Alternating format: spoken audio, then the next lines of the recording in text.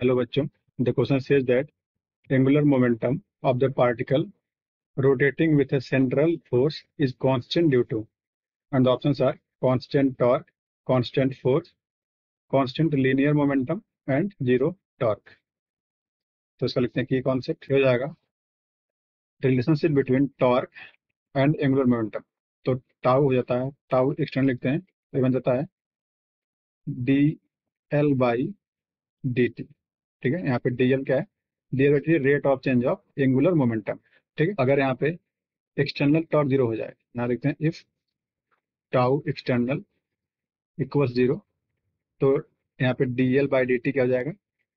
D L by D T आएगा zero. हम बोल सकते हैं कि टोटल एंगुलर मोमेंटम जो हो जाएगा कंजर्व। ठीक, अब देखिए सेंट्रल फोर्स की बात करते हैं। सेंट्रल फोर्स क्या होता है, इसे मान लेते हैं इस तरह से।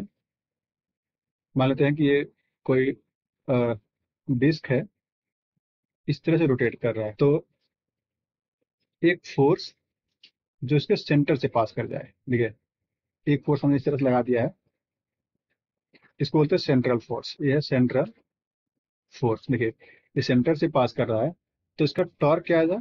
टॉर्क होता है आर क्रॉस एफ, या फिर बोल सकते हैं tau equals R F sine theta. देखिए, इस केस में आर और एफ, ये वाला आर है, ये वाला एफ वेक्टर, दोनों बीच का एंगल कितना होगा? 0 डिग्री।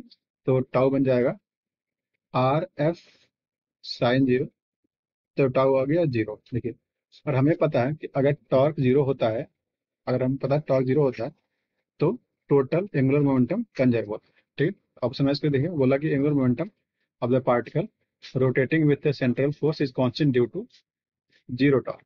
ठीक है, तो option D is correct. Hope you understood it well. All the best.